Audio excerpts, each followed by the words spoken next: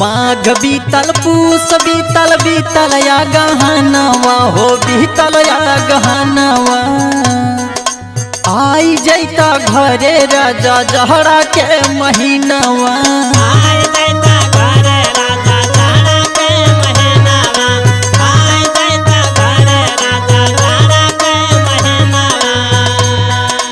जाड़ा के महीनवा हो जाड़ा के महीनवा यार जहरा के महीनवा आई जैता घरे राजा जहरा के महीनवा